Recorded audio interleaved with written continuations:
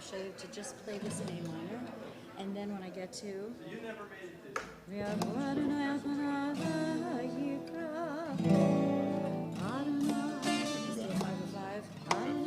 That's fine. so then I'm in D minor for you. All right, that was the only change. Everything else is cool. We're good. That's cool. I actually have to get my book. It's in All my right. office. Be right.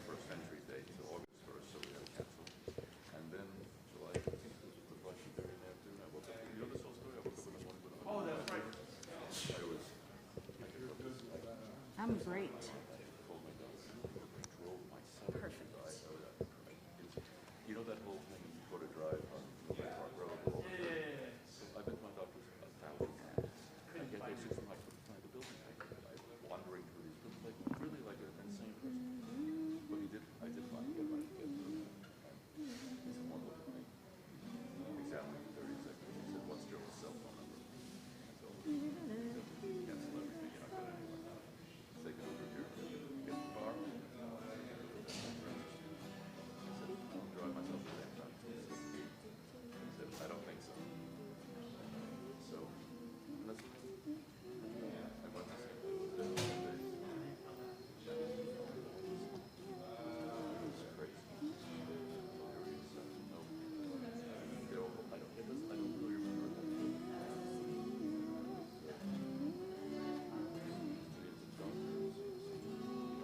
Phenomenon of the Medicare feeding trough, where you have someone our age who's not exposed to anything, therefore could be anything, is going to light up the whole. I don't think I'm telling you, the only medical specialist is dentist and psychiatrist. Everything else, every other medical specialist, I'm sure mistaken. But I know. I was destroyed.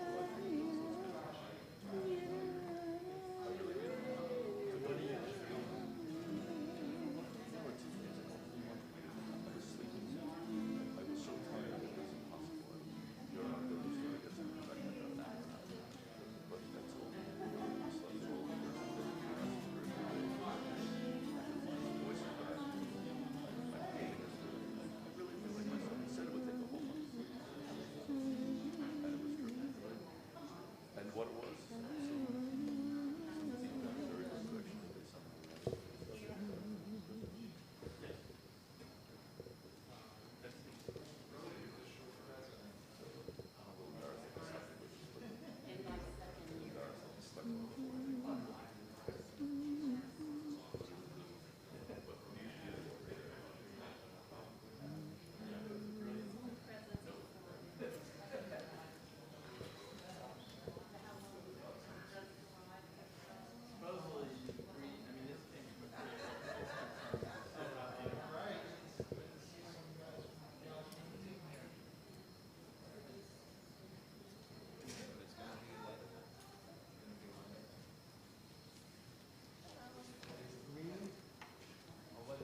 How you doing?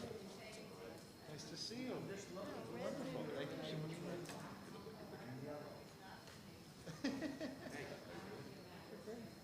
Hello, Ken Waltz. I will be. Maybe tomorrow, after tomorrow, I'm going to do some writing tomorrow. I have Rosh Hashanah down, 1, 2. Call me, Dre, I have an idea. Or I have an idea. That's where it starts. More stories. More material. I guess, yeah. I've gotten quicker to it. I've stopped obsessing. It's just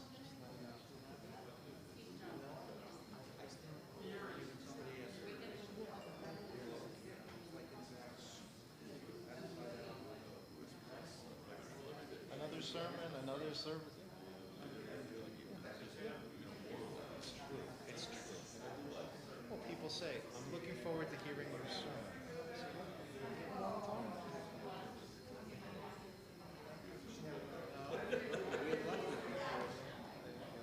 Certainly some messages that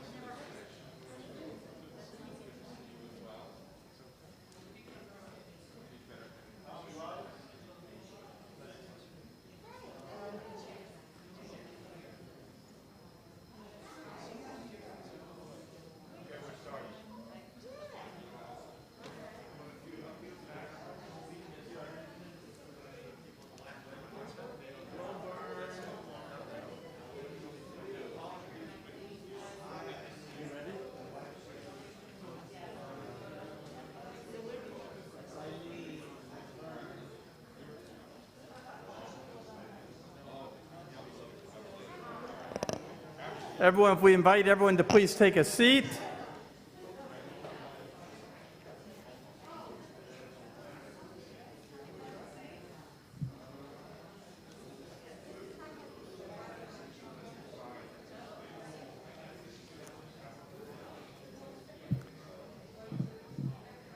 As the prophet said, Shalom, Shalom, L'rachok v'L'karov. We welcome those who've come from a distance. We welcome those who are nearby. In our case, those at a distance are those who are watching us on the live stream. Those who are close are those of you who are gathered here in the sanctuary tonight. This is always a wonderful way to begin our High Holy Day season. For a number of years now, we've been joined with our three synagogues here at Temple Beth Shalom, at our friends at Old Westbury Hebrew Congregation, and the Shelter Rock Jewish Center, and this year we're adding a fourth. We welcome our friends, our neighbors from Beth Torah in Westbury, and we're thrilled to have them as part of our welcoming of the high holidays, our initiation into this high holiday season.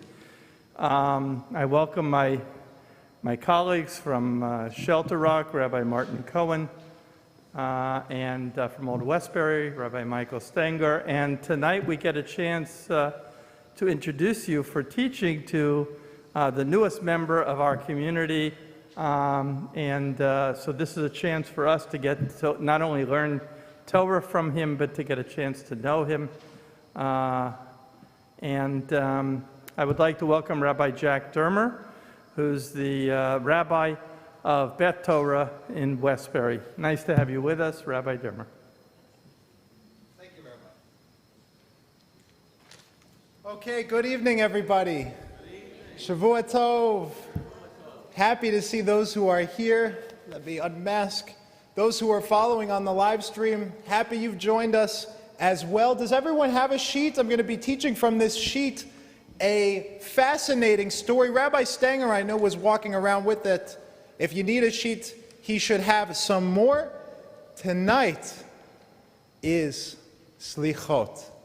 It's a night where we think about forgiveness, the forgiveness that we ask of God, but also on an interpersonal level, the forgiveness that we're granting perhaps to someone in our lives, the forgiveness that we need to earn from someone in our lives. It's a night where we think about where our relationships might be broken, how they might need to be healed, and arguments too. Were there times when we weren't able to let go of that anger, we were holding on to that grudge, that frustration when we got into an argument with someone? Or it's a night when we think about, how can we ease up on some of that? How can we let go of a little bit of that weight that just weighs on our souls when we think about that person, they did that one thing? Can we let it go and into this new year, sleep a little better? Sleep with a little bit more peace. We're thinking about all of those things, and so I wanted to share with you a story from the Midrash. Vayikra Rabbah. Those who are following on the stream, you don't have the sheet, but it should be pretty easy to find. Vayikra Rabbah is a collection of Midrash 9:9. If you go on Sefaria.org, that's the website with every Jewish text. You can find it, I hope. A story about a rabbi named Rebbe Meir. And it captures a lot of those themes that I just mentioned. Themes of forgiveness, themes of boundary setting, right? Someone who we've gotten in an argument with and they've really offended us. Do we stand up for ourselves? Do we say, you know what, I'm not going to take that anymore. I've had enough of this. Do we set that firm boundary, or for the sake of peace, for the sake of just moving forward, just healing the relationship, can we drop it? Can we say, you know what? It's a new year. It's okay. It's okay. Maybe I can't forget, but I will work on that forgiveness. And you have that famous quote, would you rather be right? Would you rather be right? Or would you rather have some peace? In our world where opinions are louder than ever, opinions are more extreme than ever before, everybody's got an opinion. It's so easy to tweet it, or Facebook, or YouTube. Would you rather be right and dig your heels into that opinion that you have, or would you rather have some peace with somebody? Okay, we're going to look at the story now. Vayikra Rabbah 9:9. If you're looking at home, if you want to Google it and find it at home, here's the story of Rebbe Meir. He's sitting one night, a night kind of like tonight, though it is a Friday night. Rebbe Meir, I'll do it a little bit in the Aramaic. Chava yativ v'darish b'leilei Shabbata. He's out and it's Shabbat and he's teaching and he's really getting into it, kind of like I am tonight. And the setting of this story, just so you know, the Midrash had been speaking earlier about the theme of Shalom. Gadol HaShalom, great is peace. Here's a story that illustrates, well, how far are we willing to go for that peace? Rebbe Meir, you see it in the teaching, is sitting there and he's giving his drash on a Friday night like rabbis do, when Hava Taman Chada Itita, oh my gosh, the Aramaic, a certain woman is sitting there listening, and what happens? His talk went on a little long. Okay, you can tell our sages had a sense of humor, folks. They knew themselves. They're rabbis. They know once we get going, until you start throwing something, they don't stop. And no exception here. He's talking, and finally, it ends. The woman patiently waits, you see in the story, until he's finished with his Devar Torah, 15-minute drash, 20-minute drash, I don't know. And then, Azla Leveta, she goes home. It's been a nice Friday night service. All is well, you think. Ashkecha Butsina Tafe. But she finds, when she gets home, what had happened? Folks, someone call it out. You're reading the story. The lamp is extinguished. What does that mean? Her husband's sitting there, but he's sitting there in the dark. That's not a good sign. Husbands, you get home and your wife is sitting there in the dark waiting for you. Not good. Wives, not good. I'm waiting. What are you busy with all night? What's going on? I've been ready for bed for 3 hours here. What were you doing? Okay. Go a little further. Amarla Ba'ala, the husband says to her innocently, An Hevit, where have you been? What have you been doing? And she told him, Amrale, she said to him, Ana yativa veshama kale derosha. A derosha. What is a drash? You know that Hebrew root, right? Dalid Rei Shin. A drash. I've been sitting. I've been listening to the rabbi speak. He's been going on and on and on and on, and that's why I know it's 11:30. You might get this tonight, actually. 11:45. And he was still speaking, and that's why I went home a little late. The husband says to her then, and this is the kicker, I'm going to stop here. This will be a good moment to pause, and we'll try to understand how we can relate to this husband's reaction, whether we agree, whether we disagree, what's going on in this guy's mind. But he says to her, I swear by such and such, right? Amarla ken v'chen, that you are not to enter here again until you do what? I want you to do what? Go and spit in that rabbi's face.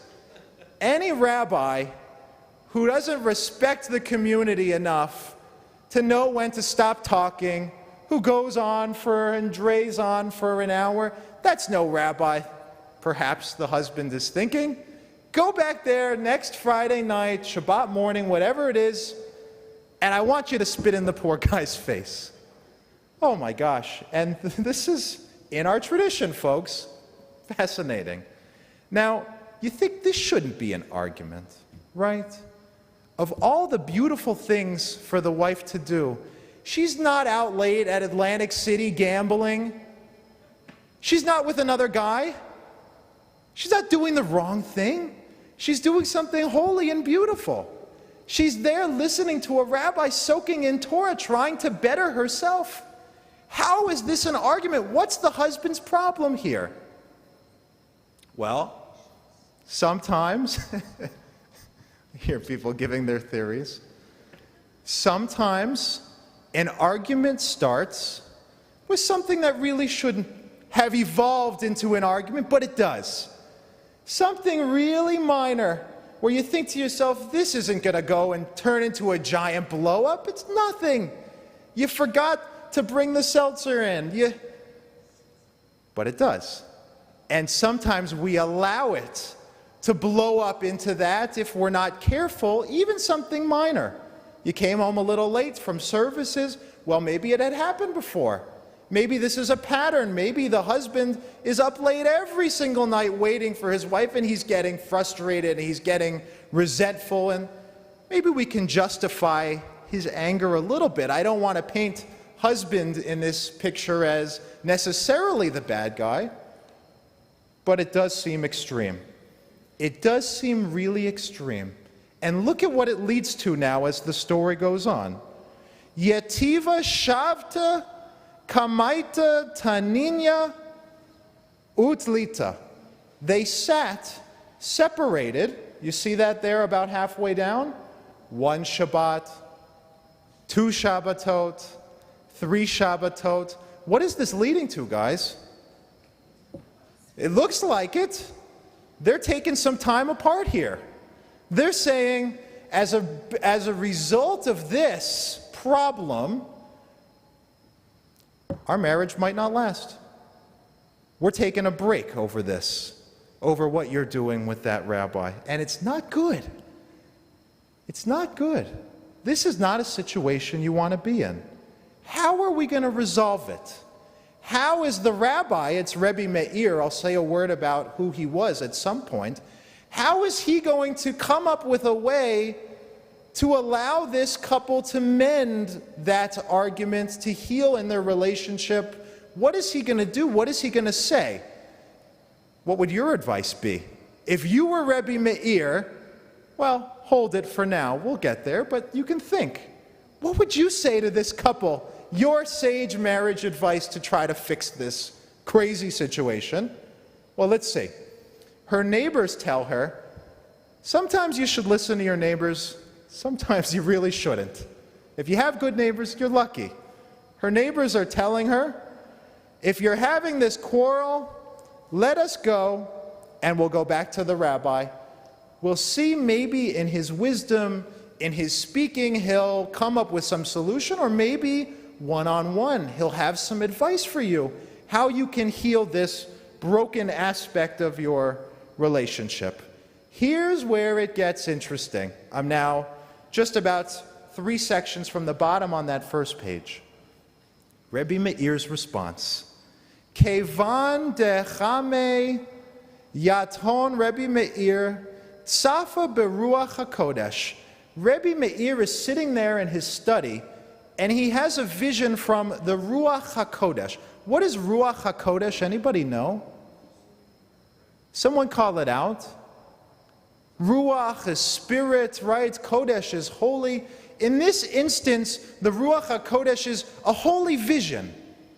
By the way, what does Rebbe Meir's name actually mean? Meir, you might know the word or, which means light.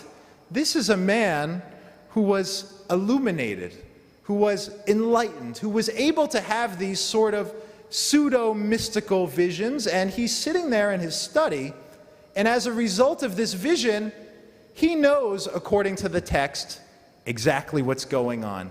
He had a vision of the couple fighting in their room, arguing, and the husband saying, go spit in Rebbe Meir's face. And he's sitting there in his study thinking, all right, I'll figure out a way to solve this problem. He has the vision, and here's what he says. Now the wife comes into the shul with the neighbors. Here's what he says to try to fix the situation. He calls out to the room, Imagine, the wife is sitting in the room. I'm Rebbe Meir. I know that the husband has told her to come spit in my face, and I know that if she does, it might fix the situation, potentially. He calls out to the room, and this is what he says. Is there among you a woman skilled in reciting a charm for the eye? Skilled in reciting a charm for the eye. Why is he saying that? Anybody know? Any thoughts? And we do have a microphone up here. Any thoughts on why he would be calling out to the room? Well, there's something wrong with my eye, everybody. He's giving her an in. He's not embarrassing her. He's not explaining the situation to the whole community, but in a very subtle and I think perhaps responsible or at least very humble way, giving her an excuse to come and spit in his eye. I have something wrong here. If only someone could come and help me fix it. Wink, wink. The neighbors say to her, because they pick up on it, and this is the last section on the first page, Amrin la magerata kadu et azlat verokat be'an pe. The neighbors say, now go, spit in his face. He's giving you the opening, and you will be allowed to live with your husband again. Perhaps the relationship will be healed. All will be well, and there will be a solution. Let's go a little bit further, and then I do want to pause and hear some of your reactions to this story. She comes to Rebbe Meir, taking that opening. Kevan deyatva kame. She comes before him. You see what the text says? She sat down before his face, and she cringed in front of his presence. Why? Why is she cringing here? Why is she uncertain here? Why is she nervous here? Vern says she's embarrassed. This is the rabbi. You're going to spit in the poor rabbi's face? Oy, it's disrespectful. Maybe that's part of the problem, but I think also he's innocent. The rabbi isn't causing the husband to have this blow up. You're bringing an innocent third party into the mix here, and maybe that's part of the resistance. You know, so often when we get in a fight, we do what's called triangulation. Do people know this word, triangulation? You turn an argument into a triangle. I get on the phone with cousin so-and-so because I got in an argument with this one. Can you get involved? You talk to them. I bet you can convince them for me. I bet you can make this right if you'll only get involved. But so often, when we think about relationships, when we think about mending broken relationships, which again is tonight, is Selichot, when we bring that third party in and we're not careful, it's not good for them either. Depending on who they are, depending on the situation, it can get ugly and uglier. But Rebbe Meir knows what he's doing. He's allowing himself to be sacrificed in a way. I mean, allowing himself to get spit on. Talk about boundaries that we set. Talk about letting people walk all over you for the sake of peace. Looks like he's going to do it. Flip to the back. We're going to go to the conclusion of the story now. She confesses to him, Amrale, Rabbi, my rabbi, I don't know how to recite a charm for healing the eye. She's trying to back out of it. I mean, again, the rabbi says, come, spit in my eye and all will be well. You're not going to do it. I hope any of my congregants here, guys, really don't. Don't even think about it. I've only been in TBT for 4 months, but keep going. What is his response? This is either a response that we can celebrate, and this will be kind of where we land in the conversation, a response that we can celebrate as an action of incredible humility and for the sake of peace, or we'll see it as a horrible thing to do, really disrespectful and frankly inappropriate thing to do. But he says to her, You see on the back there, second page at the very top, Zamnin ve'anam minshim avda hachin. Oh, let me go a line up. Afilu hachi roki be'an pe sheva zimnin. Even if you'll spit in it, sheva. 7 times you can spit in my eye. And then we'll be okay. Why is he saying 7 times now? I thought the husband only said once. What do you think? Why 7? Well, go above and beyond. You're going to spit in my eye anyway. Let's make it really count. You can go back to your husband and say, I love you so much, oh dear, that I didn't just spit in his face once. Because I stood for you and I care for you, I spit in this rabbi's face 7 times to show him what we think as a couple.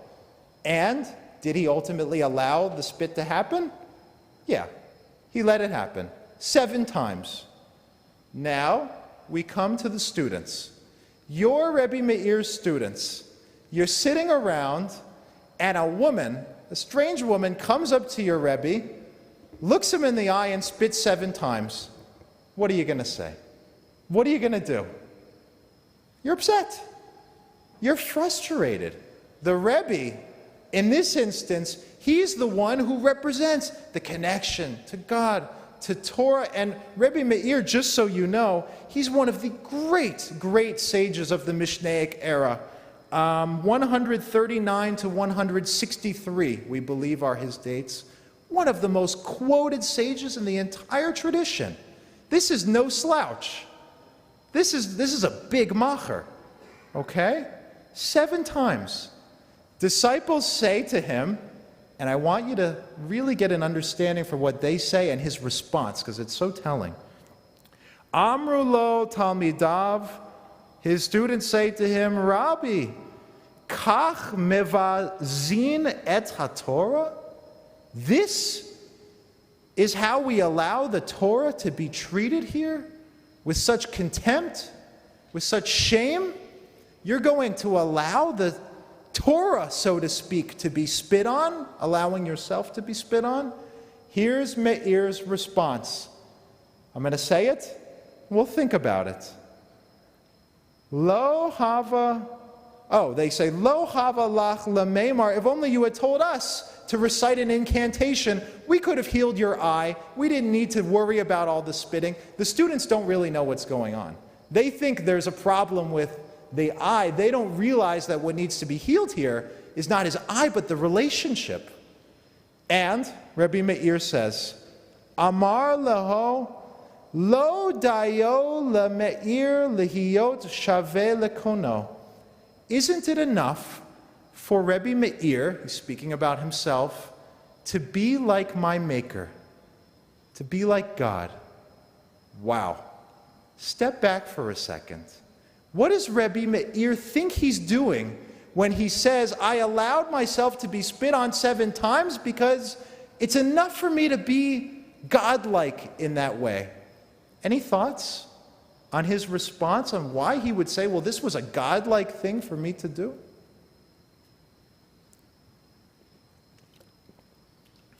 Ken? Yeah, superficially, I think that it's like he's being rather conceited, like comparing himself to Hashem. So on a superficial level, and again, there will be people, let me repeat it, superficially you might think he's being conceited comparing himself to Hashem here, and there will be 2 camps when it comes to this story. There will be the camp of people who say, oh my gosh, this guy's got a martyr complex. He thinks he's the greatest because he allowed himself to get walked all over just to heal a relationship. But we know that's perhaps phony or nonsense. The people who come down hard on Rebbe Meir. And then there's the other camp, and you might be a little bit in both, who say, wow, here's a guy who cared so much about peace and so much about the peace that his congregants, his friends, could find, that he allowed himself to be uncomfortable, to be inconvenienced. He humbled himself such that there would be a healing, such that things would be better for you. And it wasn't him allowing himself to get walked all over. On the contrary, you might say he was able to be like God, that he rose above it. He rose above the conflict. He said, I'm bigger than this. You want to spit on me? Fine. If it'll make you happy, if it'll save your marriage, spit on me. And by the way, the comparison to God, I think, is striking, because it's Selichot, after all. And doesn't God forgive us? And doesn't God rise above the petty things that we do? Doesn't God, even when we make mistake after mistake after mistake throughout the year, still on Selichot say, you know what, for the sake of our relationship between God and man, I'll forgive tonight? And even if you spat in God's face, so to speak, 7 times throughout this year, 100 times, still we have Selichot. Still God says, I'll let it go. Like Rebbe Meir, perhaps. Now we get to the end of the story, which is really just a postscript. That's really the final line. Rebbe Meir gets that final line in the story. And then they go on, and the other sages, after telling this story, you see it there, kind of pontificate about peace. Great is peace, great is peace. It's so great that it brought about it brought about this healed relationship between man and wife. And then they go on, and it's not there in the translation. They say, so great is peace that it actually connected the upper worlds from the lower worlds in the creation of the world.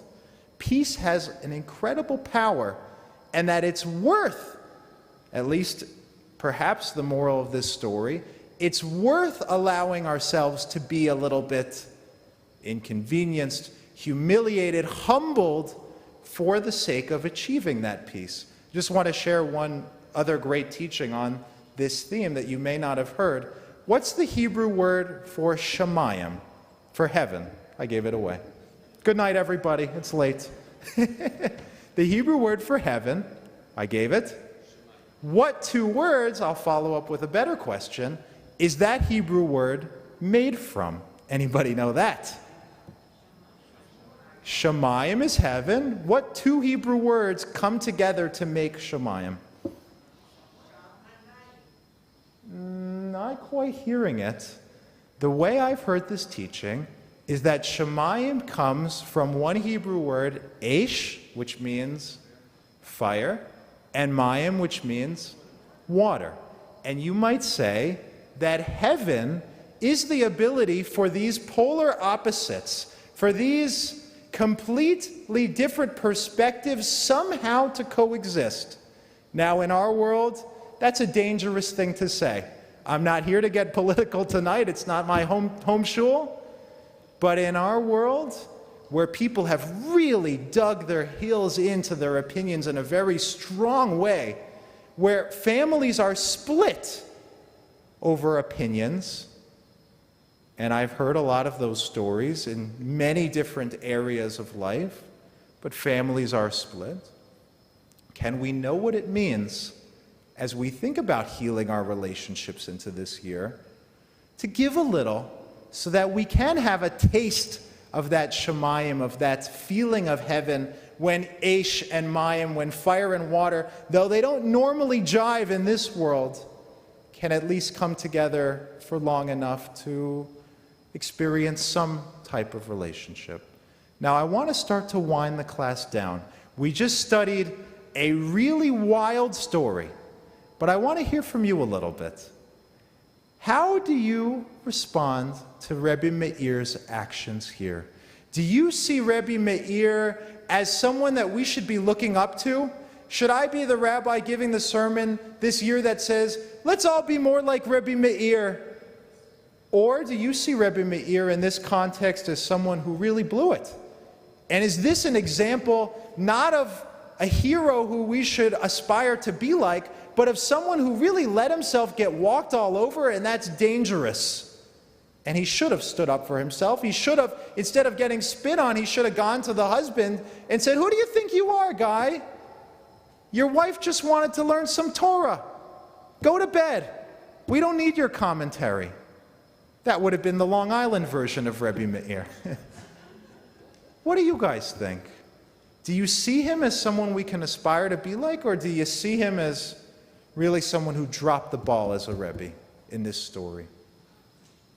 Think on it for a second. We do have a mic. Don't be too shy. Anybody? So let me take a couple hands. Yeah, in the front. I look at it as a story that never happened. Because, I mean, there's a moral to the story maybe, but first of all, it's Shabbat. The woman usually, I mean, Rabbi, how many years ago was that? And I'm from Europe. So, when I imagine it, there's no way, as I look at it, that on Shabbat, Friday night, the woman is at a, listening to the rabbi or whatever, and the husband is staying home. First of all, on Shabbat, you're home and you're cooking or you're doing things, and it's Shabbat. And the second is, where is the husband? Why wasn't the husband with her? I know that any other day of the week too, women were not out. Okay. So, yeah? So the whole thing is, I know there's a moral to it, but it never happened to us. So let me repeat the question for those watching along at home. Remind me your name? Madeline thinks, first of all, that there's no historical authenticity here, and that might be the case. Listen, I'm a conservative rabbi. I'm not going to tell you everything that happened in the Talmud and the Midrash is 100% accurate, that every word was... No, I won't go there. But what interests me more about what you just said, and I'll repeat it for those listening at home, why is it in this culture, in this atmosphere of the 1st and 2nd and 3rd century, a husband staying home, missing Shabbat services, and a wife going to services, listening to the Rebbe, and the gendered component here? Is this, in some sense, an early feminist story? And I'll tell you why it might be. This is the piece I didn't have a chance to explain earlier, but you gave me the perfect in. Anybody know who Rebbe Meir's wife was? Yes! Yesher Koach. Rebbe Meir's wife was Bruria. Now, for extra bonus points in the back, tell us a little bit about Bruria. Luria was helping all the time to find the answer, and she wrote it down. Happy to find the answer and wrote it down. I would say stronger than that. Bruria is one of the only women recorded in the Talmud who is seen as being an incredible learner, as being active in the yeshiva, as knowing more than all the men in the yeshiva, and as being very intense and very biting and almost scathing when people would offend Bruria because she was a woman in a man's yeshiva world. She would always have a clever way of standing up for herself, of setting that boundary, and of sticking it right back to the men. Always. So why do I say this might be an early feminist story? Well, you might say that what the text is presenting us with here is a dynamic where the wife, Bruria, was someone who was able to be strong, to set healthy boundaries, to stand up for what she believed in, and she was right. And Meir, he was humble to the point of allowing himself to get spit on, and he was in the wrong. And the model shouldn't have been Meir. The model perhaps should have been Bruria. One possibility, but I like going down that road just because it allows us to give a 2021 slant on a story, but you might see that in the text, knowing what Rebbe Meir's situation was like at home with his own wife. Was Meir in the wrong? Other thoughts? Do you agree with Meir in this story? Do you disagree? Knowing your own experience, are you the person who allows others to walk all over you for the sake of peace? Or are you willing to stand up? Yeah, I saw a hand in the back. Is it possible that the image of a woman is really referring to Hashem? When we're welcoming in the bride for Shabbat, and the man at home who was closed off and not connected to God was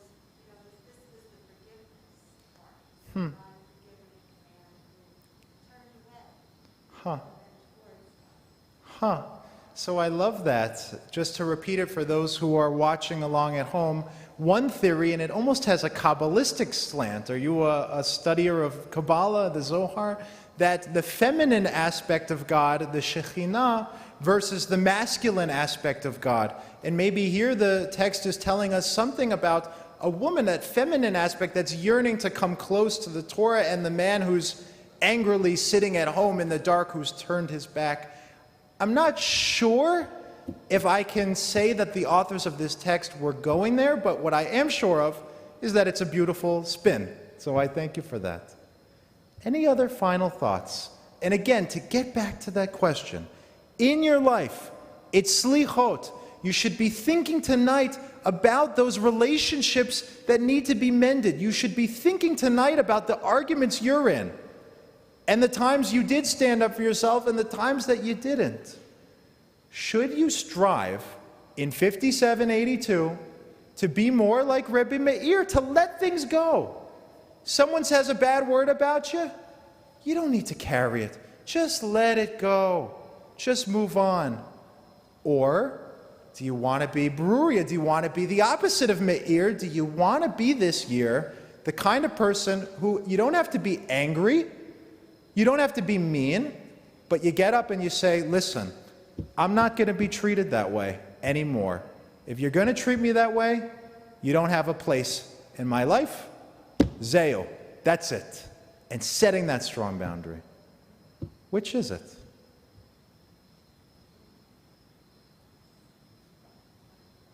Any aspirations for the year?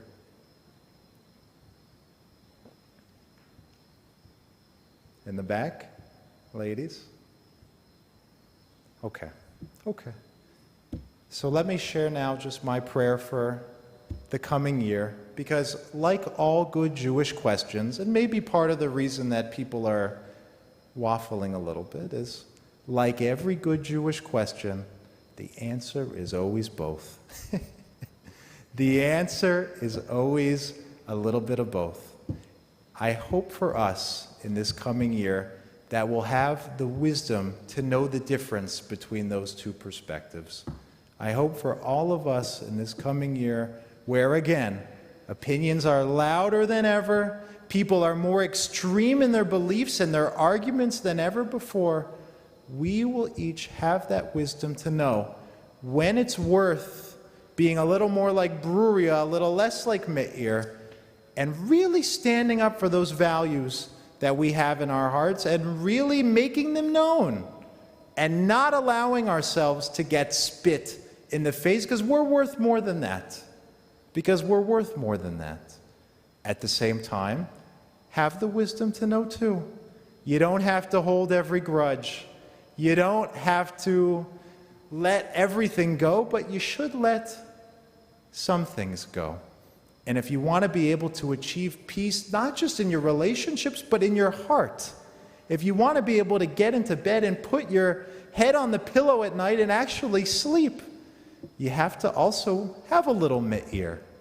Have a little bit of that humility to say, you know what? That fight, it's beneath me. I don't need to stress about it. You want to spit. I don't care. I'm going to be a little closer to God who just forgives, who just rises above. And it's not a position of weakness. It's a position of strength when you're really able to let go and allow some of that peace of forgiveness into your heart. So I thank you all for being a part of the session, for chiming in where you did. This is a story I've never taught, but I've always loved looking at. It is funny, but it has a message. It has a message. And again, I pray for all of us that wisdom in our relationships, may it be a year that's filled with forgiveness where there needs to be, healing where there needs to be, and more important than all of that, may it be a year that's safe and healthy for everyone here and for all those on this stream. An early Shana Tova. Thanks, everybody. Okay. And now I think a presentation from the cantors. Thank you very much, Rabbi Dermer.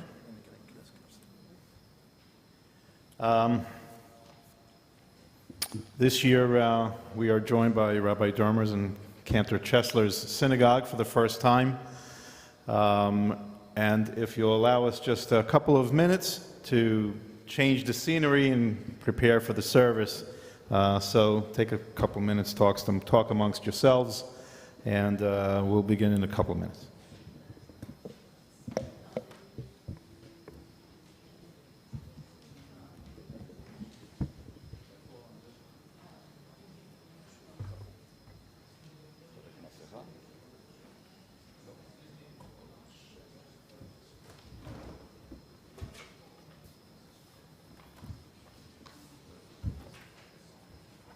One, two, A, sin.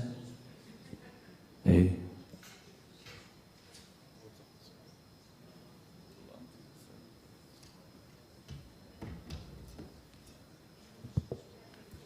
A.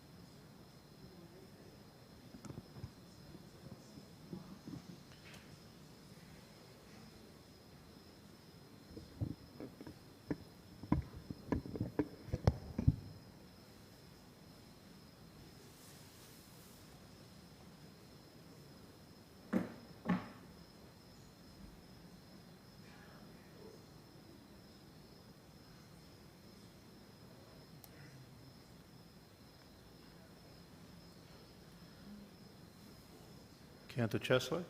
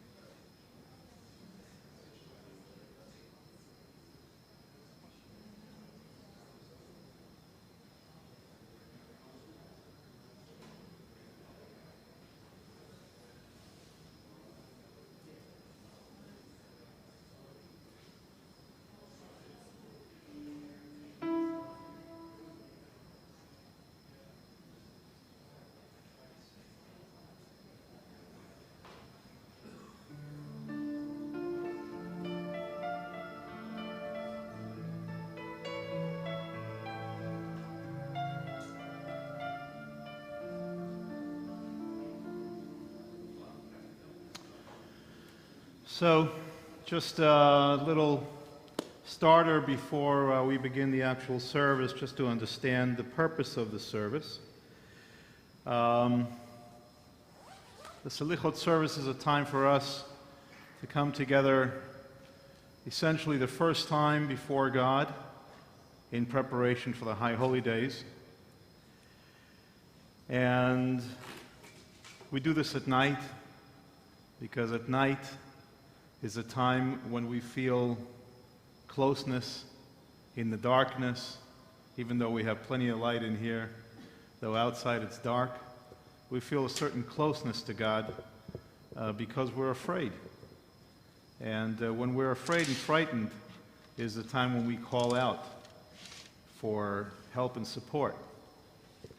And naturally we call out to God for that support. And as we begin the Selichot service, the first psalm that we're going to recite is the Ashrei, which so many of us are so familiar with. We recite it so many times during the week and certainly on Shabbat, holidays.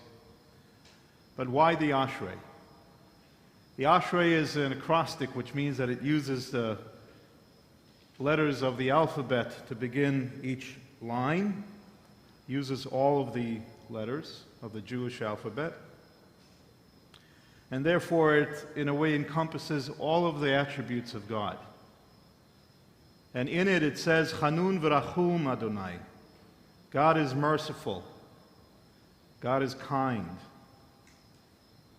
It also goes on a little bit further down the alphabet to say, Somech Adonai lechol hanoflim. God supports all those who are fallen. Poteach et yadecha umasbia lechol chai ratzon. You open your hands, God, and provide for all those who are hungry. And therefore, it seems that this acrostic psalm is about God, but really it's about our relationship with God.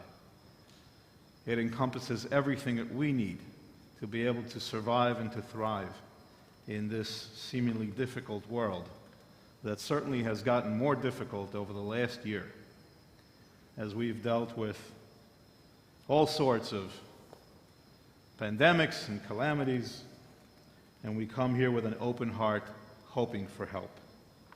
So we'll begin with the Ashrei. I invite my colleagues, Cantor Chesler and Cantor Karavani, to join me. We are also supposed to be joined tonight by Cantor Larry Galler, who unfortunately had a bit of a tragedy in his family, and so he is with them and could not join us tonight. We wish him our best wishes.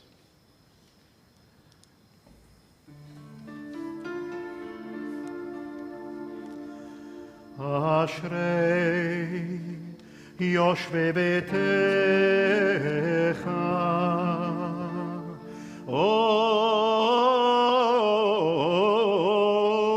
Yahalelucha Selah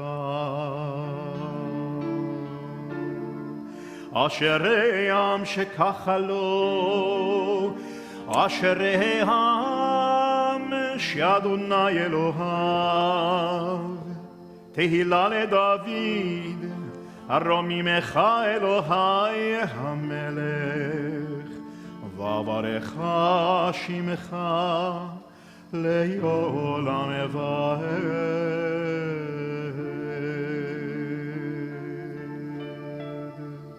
And of course, I invite you to join us in the booklet. Hopefully you have one. If not, please ask the ushers in the back. They'll hand you a book. And we are on page 2 and moving forward. V'anachnu, v'anachnu, v'anachnu nevarech ya. V'anachnu, v'anachnu, v'anachnu nevarech ya. Miyata, miyad olam. Miyata v'yad olam, Alleluia.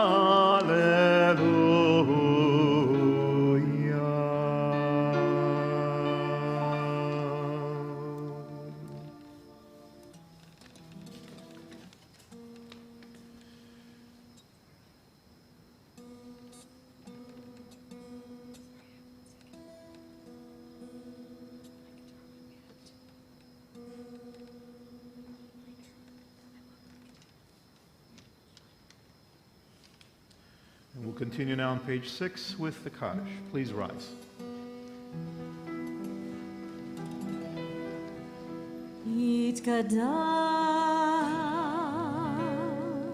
ויתקדש שמי רבו בעולמה תברך ירותי וימליך מלכותי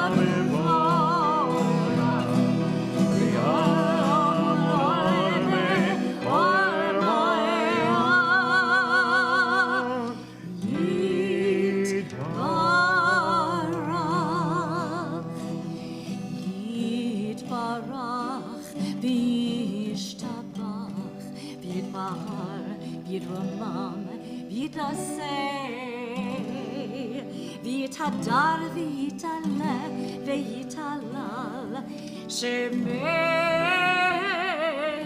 קודשה בריחו לילה מכל ברכת ושירה תרוש וחתה ונחמתה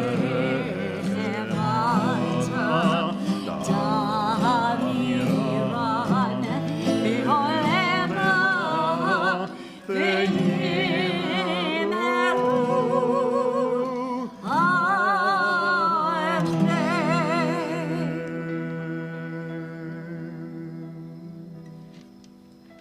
Please be seated. We invite you to turn to page 10. As we approach God, it says, Lechu neranena la Adonai. Not only to pray to God, but actually to sing to God, which really means to pray with fervor, to pray with love.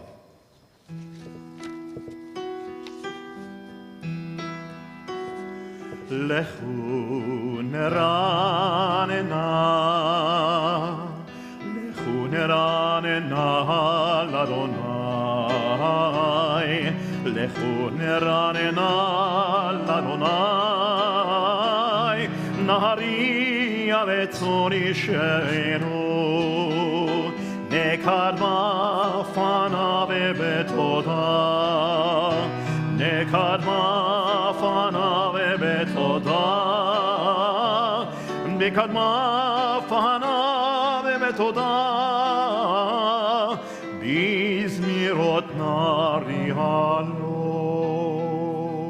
tzedek umishpat, tzedek umishpat, tzedek umishpat, mechon kisecha,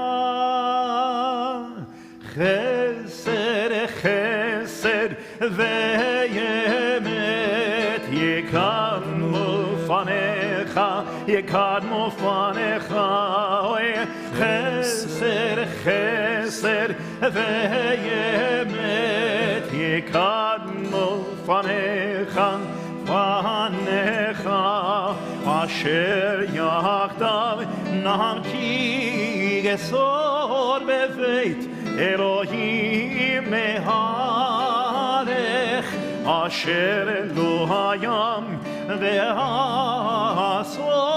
beveit Elohim yalech veragesh, asher lo hayam ve'hu asahu, yabesh et yadav yatzaru, asher beyado nefesh kol chaim, beruach kol besar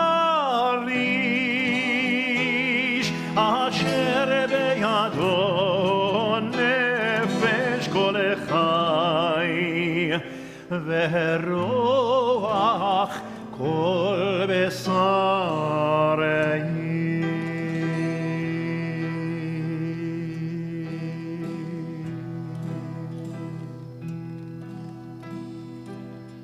הנשם הלך והגוף פועלה חוסה חוסה על המלאך הנשם הלך והגוף פועלה חוסה חוסה על המלאך הנשם הלך והגוף שלך אדוני יעשה למען שמך אותה המלאך והגוף פועלה חוסה חוסה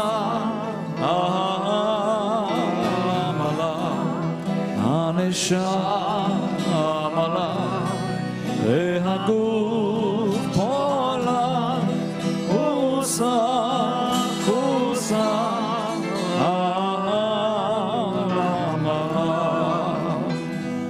עתנו על שמך אדוני עשה למען שמך בעבור כבוד שמך כי אל חנון ורחום שמך למען שמך אדוני סלחת לעווננו כי רב הוא.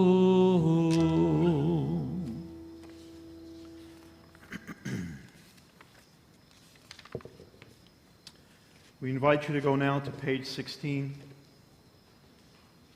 where we will all eventually stand, asked to stand, and recite together, sing together, the 13 attributes of God, in continuation of our appeal to God for help, for support. Okay.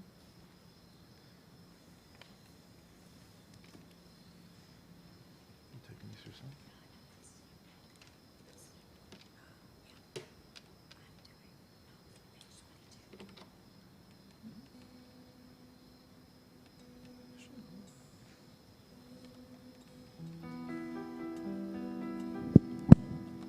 אל ערך אפיים אתה ולחמים נקראת ודרך תשובה הורית גדולת רחמך וחסדיך תזכור היום ובכל יום לזרע ידידך תפן אלינו ברחמים כי אתה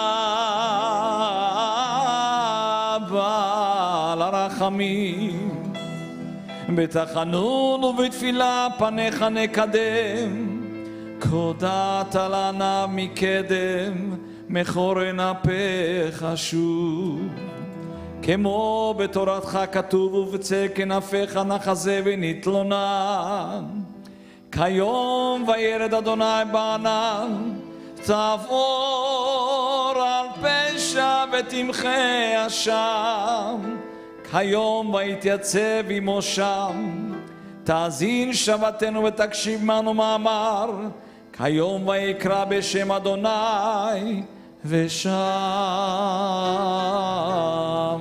נאמר. Please rise. ויעבור אדוני על פניו ויקרא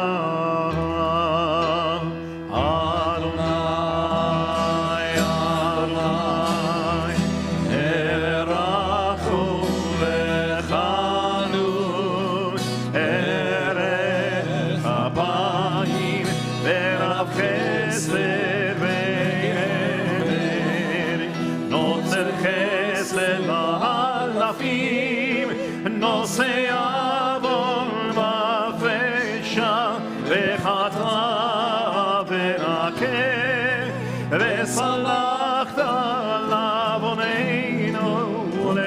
ארצנו ונחלתנו. סלח לנו אבינו כי חטאנו, חלנו מלכנו כי פשענו, כי אתה אדוני טוב וסלח, ורב חסד, רב חסד לכל קוראיך.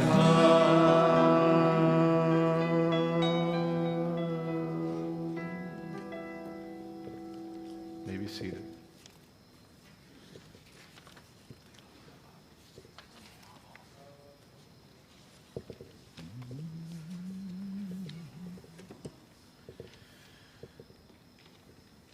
We go now to page 22, where we will have another opportunity to refer to God in all of his attributes and all of his glory. But first we come to him as El Melech Yoshev al Kisei Rachamim, as to a God who is filled with mercy for us. And Cantor Chester will lead us. El Melech Yoshev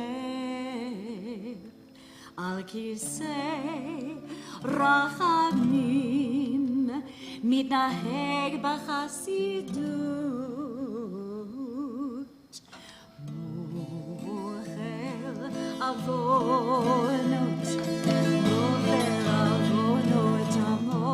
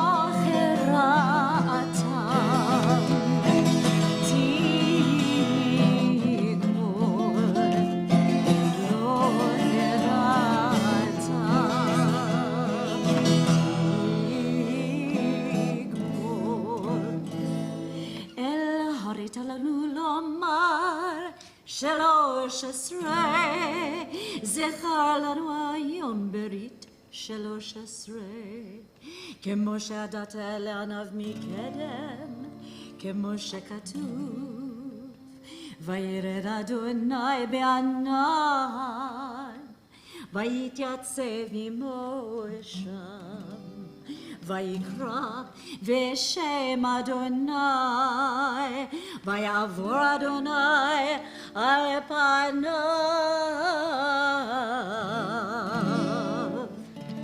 ויקרא אדוני, אדוני אל רחום ארץ אפיים ורב חסד ואמת, נושא חסד רבים, נושא עוון ופשע וחטא ורעה, וסלחת לעווננו לחטאתנו ונחלתנו. סלח לנו אבינו כי חטאנו, חלנו מלכנו כי פשענו, כי אתה אדוני טוב וסלח, ורב חסד ורב חסד לכל קוראיך. be seated. We turn now to page 26. And again, we are confronted with an attribute of God that can be comforting. It can also be quite disturbing, because it says, Adon HaSlichot, Master of Forgiveness, is also Bochen Levavot. He examines our hearts. He examines our deepest selves. And, well, that can be some reason to worry of what he may find when he examines that deeply into us. Cantor Karavani will lead us in this beautiful poem. This is a song when we start of Rosh Chodesh Elul in Israel. Almost every radio channel and also TV singing this, and also on the Selichot. It's very famous. I would like to teach you the poem that you're going to be singing with me, Ofer V'Chavod.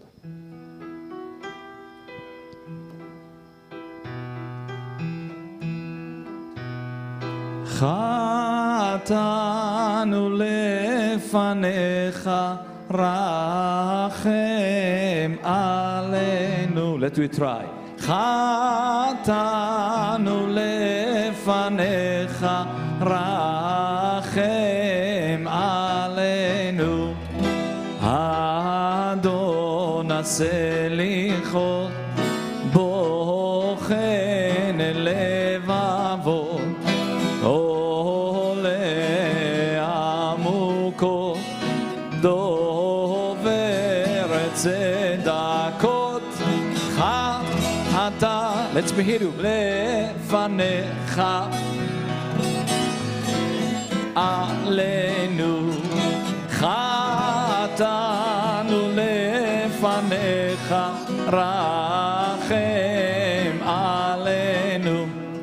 הדור בנפלאות, ותיק בנחמות, זוכר ברית אבות, חוקר כליות.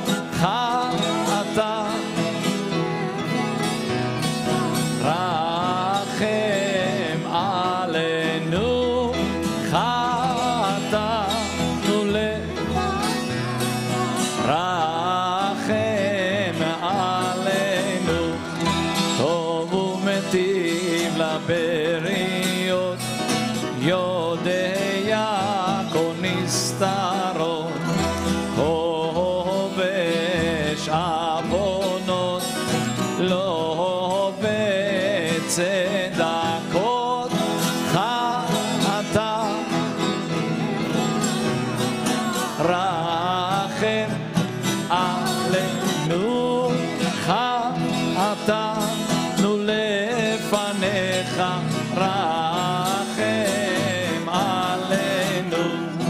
מלא זכויות, נורא תהילות, סולח עוונות, עונה בצרות.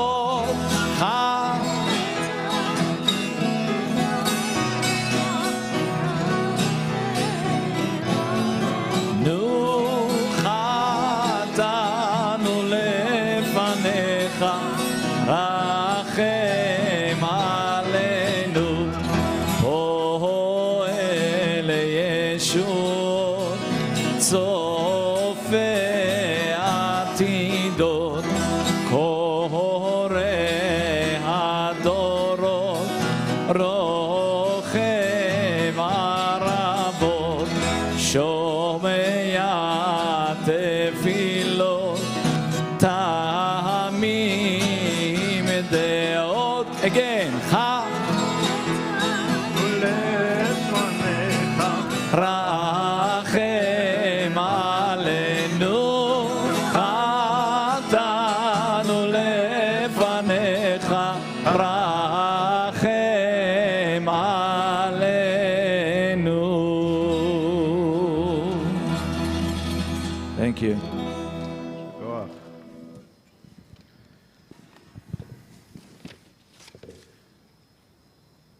And once again, we come to the recitation of the 13 attributes of God. We'll begin again with El Melech Yoshev Al Kisei Rachamim. We approach God who sits on his throne of mercy. Page 28.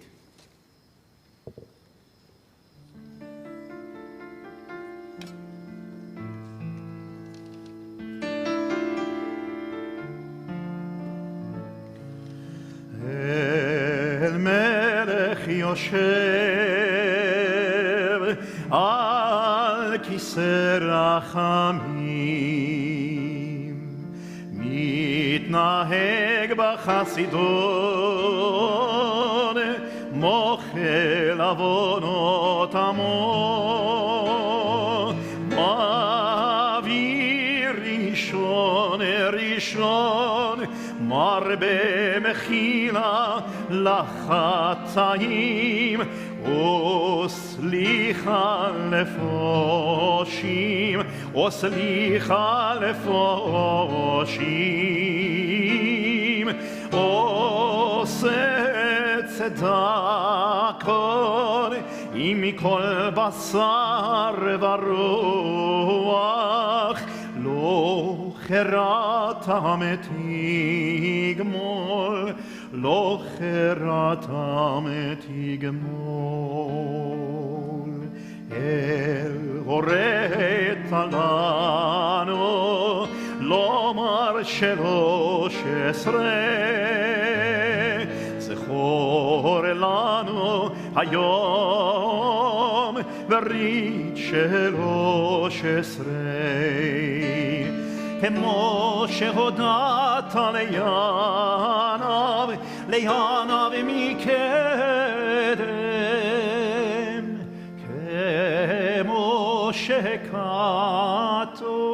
כמו שכתוב, וירד אדוני בענן,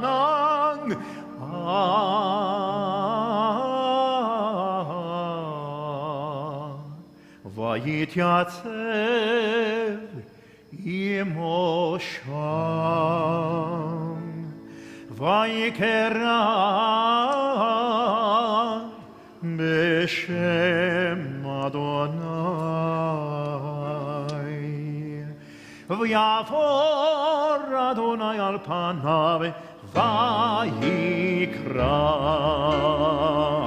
אדוני, אדוני, רחום וחנון, ארך אפיים, ורב חסד ויאמר, נוצר חסד לאלפים, נושא עוון ופשע, וחטאת ונקה, וסלחת לעווננו ולחטאתנו ונחלתנו.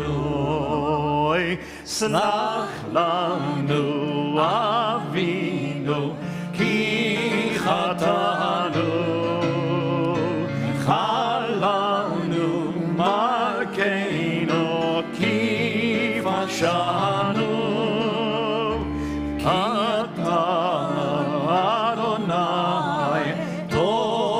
סלח ורב חסד ורב חסד לכל אורך.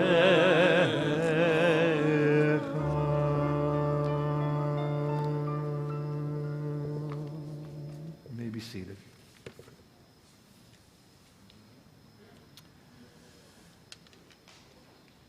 On page 30, we have a beautiful set of recitations that talk to us about why we're here. First of all, it begins with the words B'motza'ei menucha, which literally means as Shabbat comes out. B'motza'ei, when the time comes out of menucha, of our restful day. Kidamnucha techila, we come before you as early as we can in approaching the high holy days, in approaching you, God, during the high holy days, and we say, Hat oznecha mimarom. Please hearken your ear to us from heaven. Yoshev Tehillah, you who sits on high in your glory. And what is it that we ask for God to hearken his ear towards? It is lishmoa el harina v'el hatefillah. It is to listen to us as we come to pray and as we come to sing. Let's join together in B'motza'ei Menucha with the beautiful refrains that hopefully after the first time we'll sing them, you'll be able to sing along.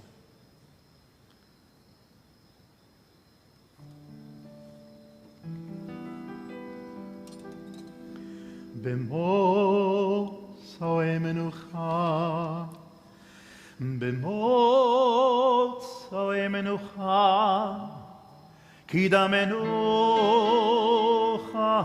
techila, Kidam nucha, Kidam nucha, Kidam menucha techila, Kidam nucha, Kidam nucha, Kidam nucha.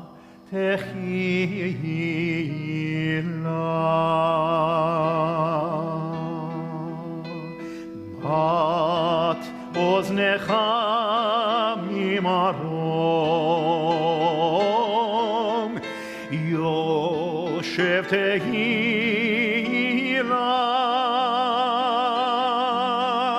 Hat oznecha mimarom,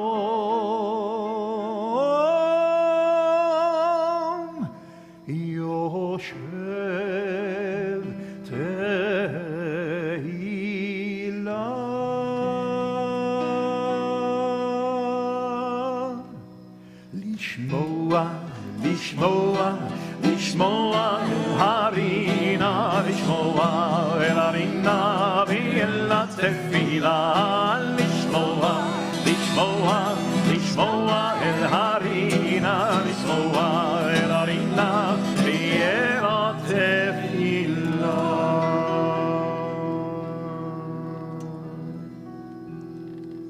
Et yemina zarera, et yemina zarera, lasot chayim, betzedek nekat, v'nishchat temoro,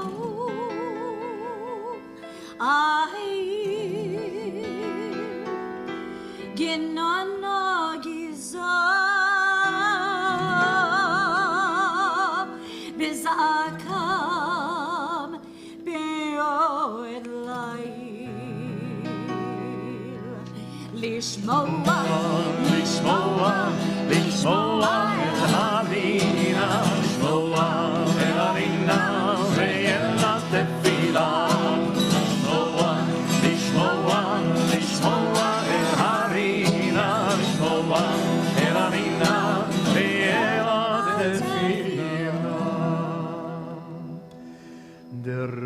Roshna Dor Shecha Bedor Sham Panecha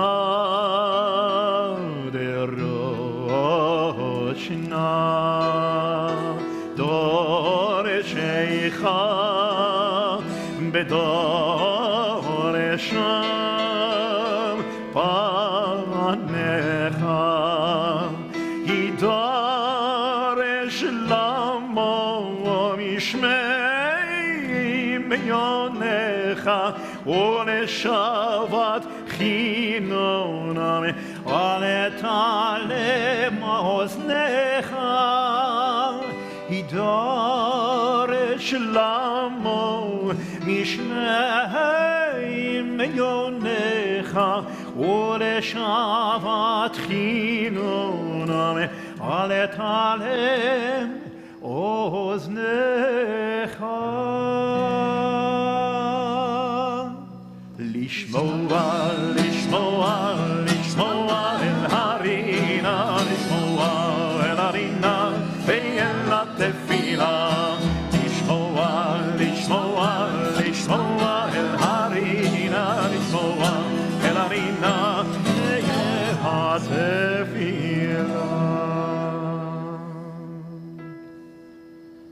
זוחלים ורועדים מיום בואך, חלים כמבקירה מעברת מסעך, תנופם מחנה וידעו פלאיך, לשמוע אל הרינה ואל התפילה, לשמוע אל הרינה ואל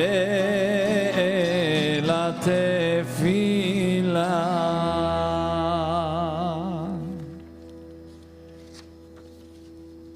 We go now to the last stanza, page 32.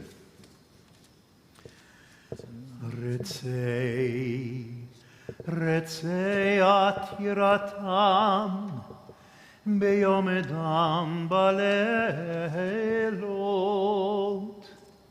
רצי עתירתם ביום אדם בלילות. רצי עתירתם ביום אדם בלילות, רצי עתירתם ביום אדם בלילות, רצי עתירתם ביום אדם בלילות, שינה ברצות קורבן קליל ויולות, רצי עתירתם ביום אדם בלילות, שינה ברצות כקורבן קליל ויולות, רצי עתירתם ביום אדם בלילות, רצי עתירתם ביום אדם בלילות, רצי עתירתם ביום אדם בלילות, רצי עתירתם ביום אדם בלילות, רצי עתירתם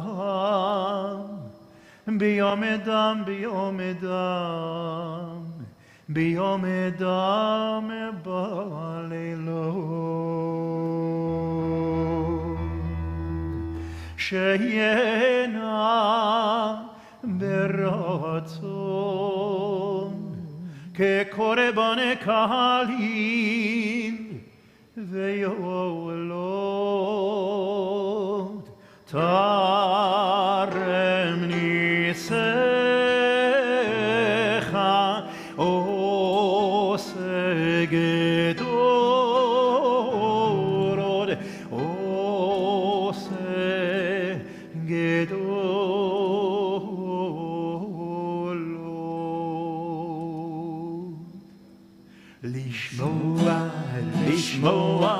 לשמוע אל הרינה, לשמוע אל הרינה ואל התפילה, לשמוע אל הרינה, לשמוע אל הרינה ואל התפילה, לשמוע אל הרינה ואל התפילה,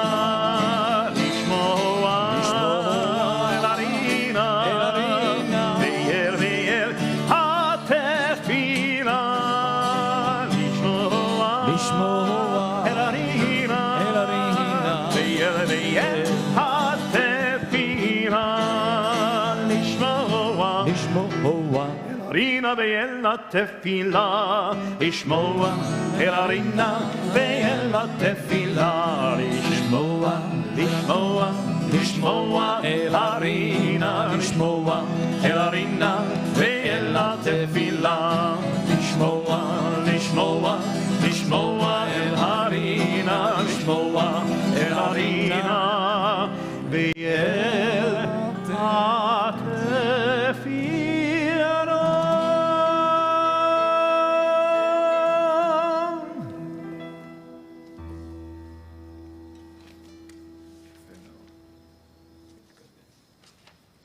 Page 34, we ask you to rise again for another Hashem Hashem. Adonai, Adonai, El Rachum Vechanu, Eretz Habayim, Verav Chesed Ve'yemer, Noter Chesed Lahalachim, Noseh Avon Vafesha Vechata וסלח לעווננו ולחטאתנו ונחלתנו. סלח לנו אבינו כי חטאנו, מחל לנו אבינו כי חשנו, כי אתה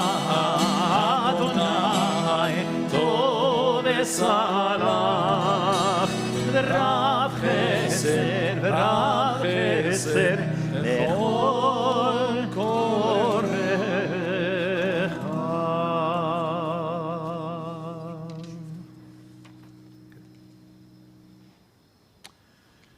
Please remain standing as we go now to page 38 for Shema Kolenu, while we literally ask God to hear our voice.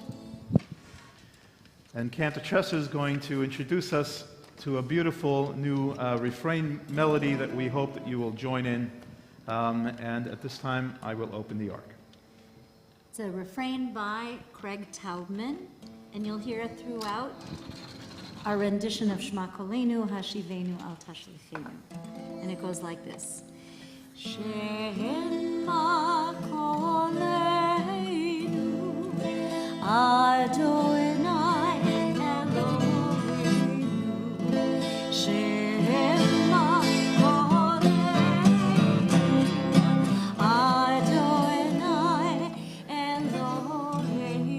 Shall we try it?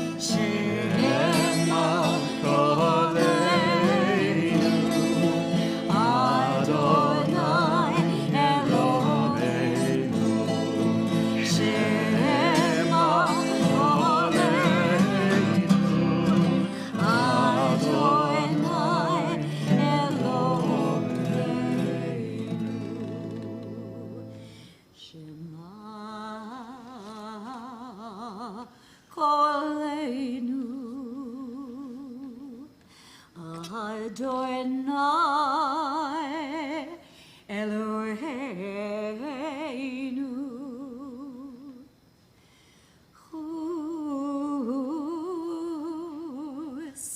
Chus v'rachem aleinu Chus v'rachem aleinu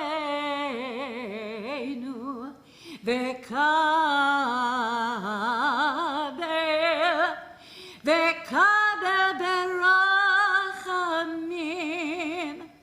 berachamim uvratzon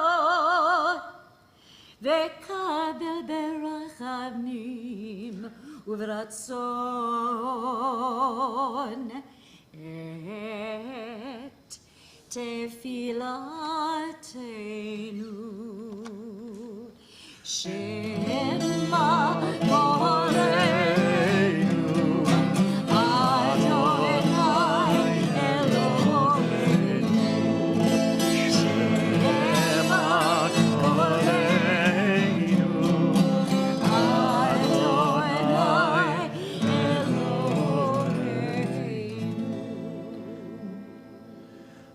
השיבנו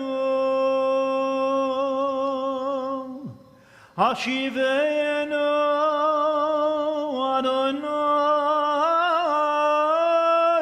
אליך ונשובה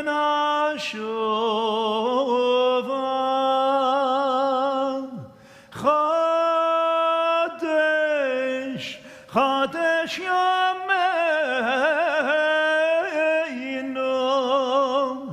חדש ימינו כקדם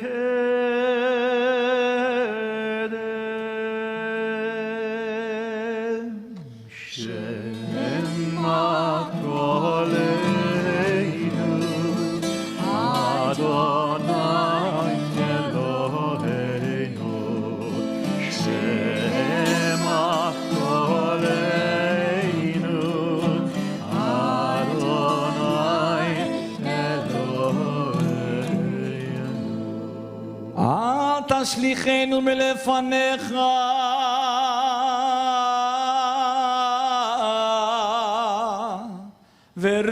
ורוח קודשך אל תיקח ממנו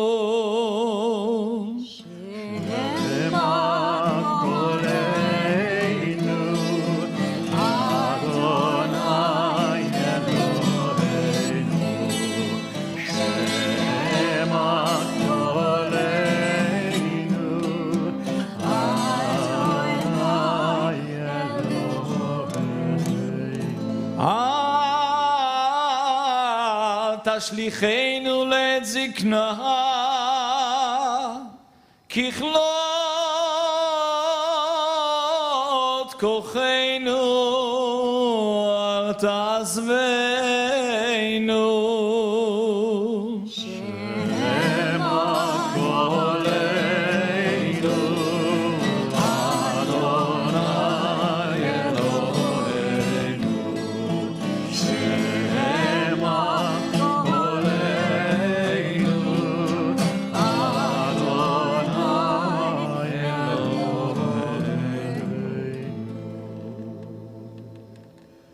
Thank you.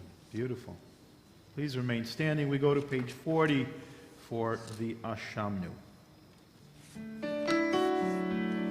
Eloheinu v'le'avotenu tavo lefanecha tefillatenu ve'al titala mitechinatenu she'enanu azefanim ukshei horef לומר לפניך אדוני אלוהינו ואלוהי אבותינו צדיקים אנחנו ולא חטאנו אבל אנחנו ואבותינו חטאנו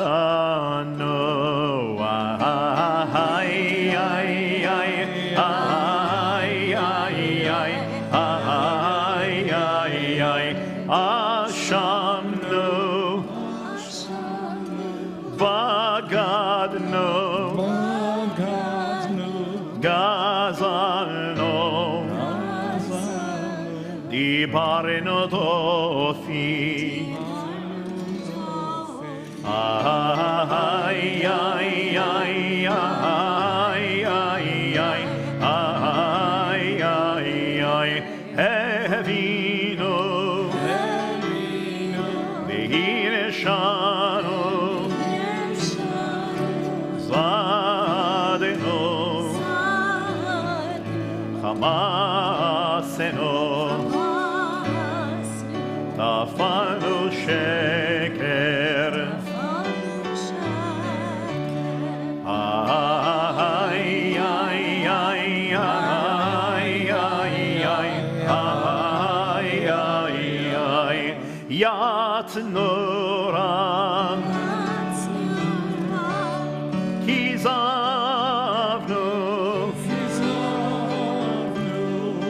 לצנו מרדנו נייצנו שררנו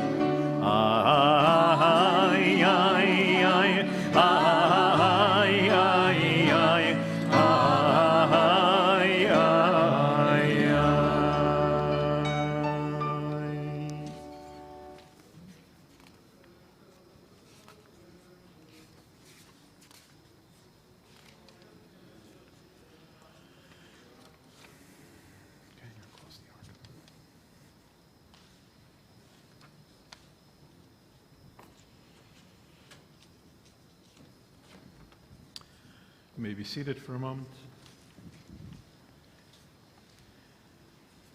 And we turn to page 48, where we will sing the words Hashta ba'agala uvizman kariv, literally meaning, please God, deliver this as quickly as possible. Deliver to our cries. Deliver the blessings as quickly as possible.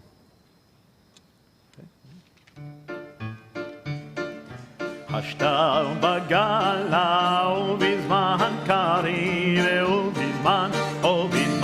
uvizman kariv. Hashta ba'agala uvizman kariv, uvizman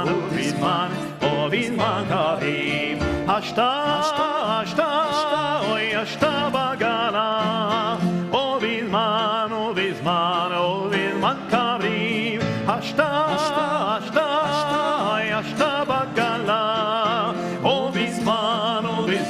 uvizman kariv. Hashta ba'agala uvizman kariv, uvizman kariv. Hashta ba'agala uvizman kariv, uvizman kariv. Hashta oy hashta ba'agala uvizman kariv. Hashta oy hashta ba'agala uvizman kariv. Hashta ba'agala uvizman kariv, uvizman kariv. Hashta ba'agala uvizman kariv, uvizman kariv.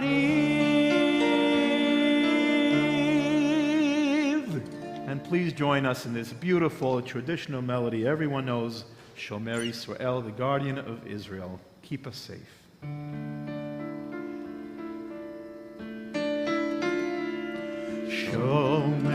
Shomer Yisrael, Shemor Sherit Yisrael. Shomer Yisrael, Shemor Sherit Yisrael. Ve'al Yovad Yisrael,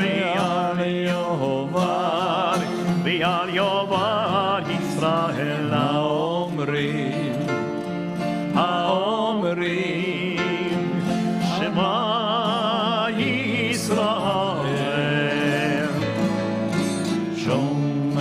שומר גוי אחד, שמור שארית עמך.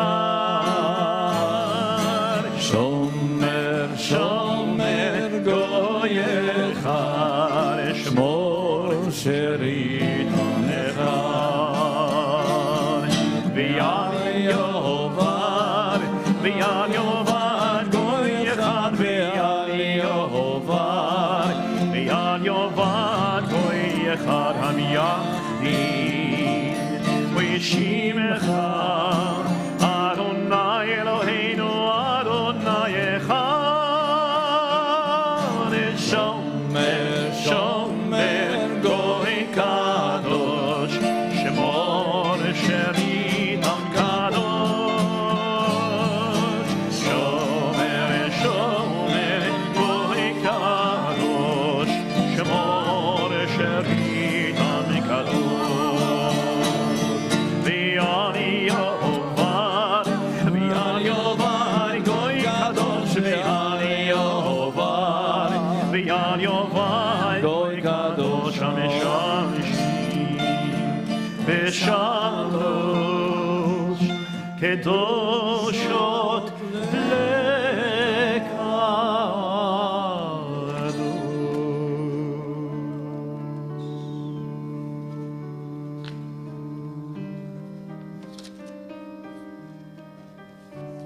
Please rise and let us join together.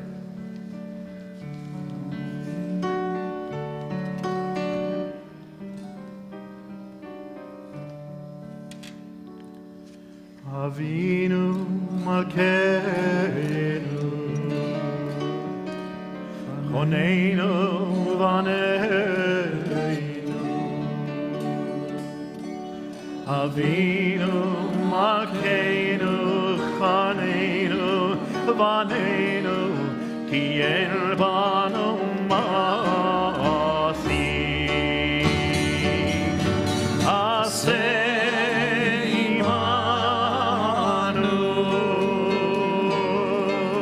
צדקה וחסד עשה עמנו צדקה וחסד והושיענו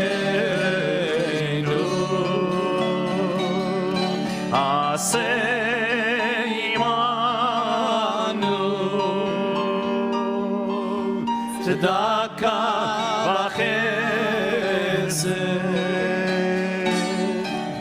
עשה עמנו צדקה וחסד והושיענו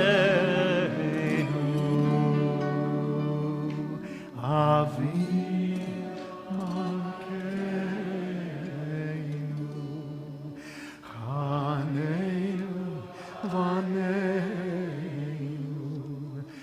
אבינו מלכנו חננו בנינו כי אין בנו מעשים עשה עמנו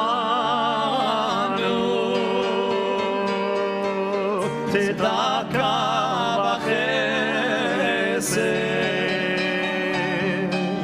עשה עמנו צדקה וחסד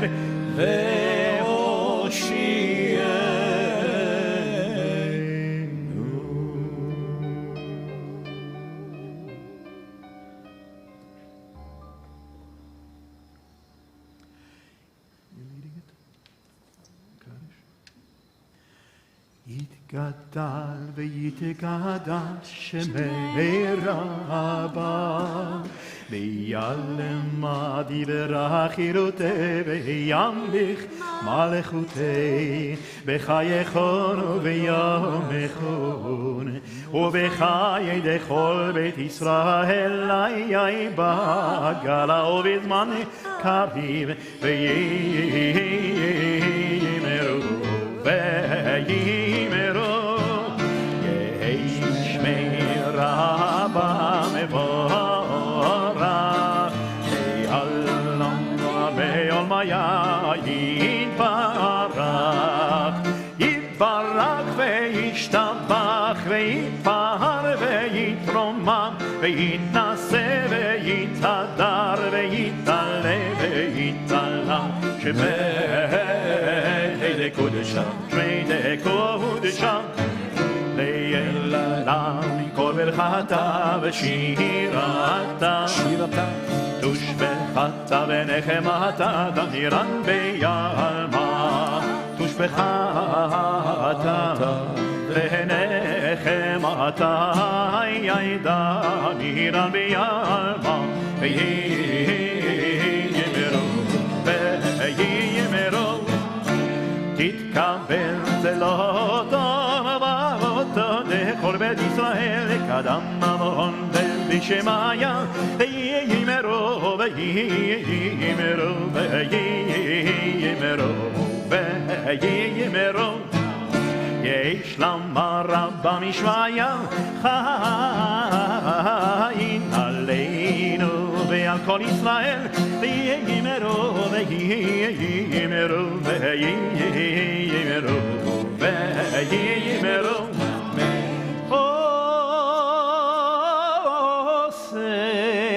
עושה שלום במרומה יעשה שלום עלינו עלינו ועל כל ישראל ויאמרו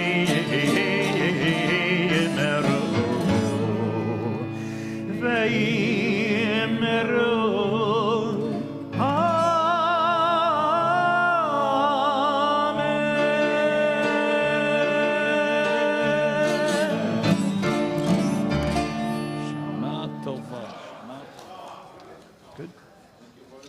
All right. We wish you a wonderful and meaningful and happy holiday season. I'd like to thank my colleagues, Cantor Caravani, Cantor Chesler, and of course the rabbis, Rabbi Dermer. Thank you for a wonderful presentation. Drive home safely and be well. Shana Tova.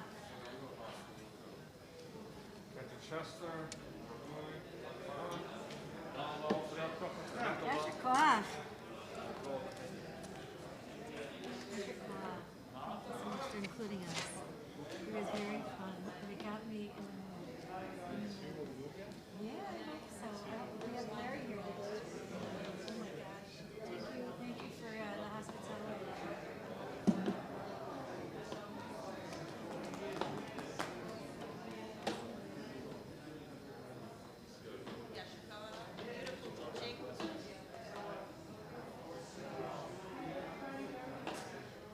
Shana Tova, Yasher Koach. You too.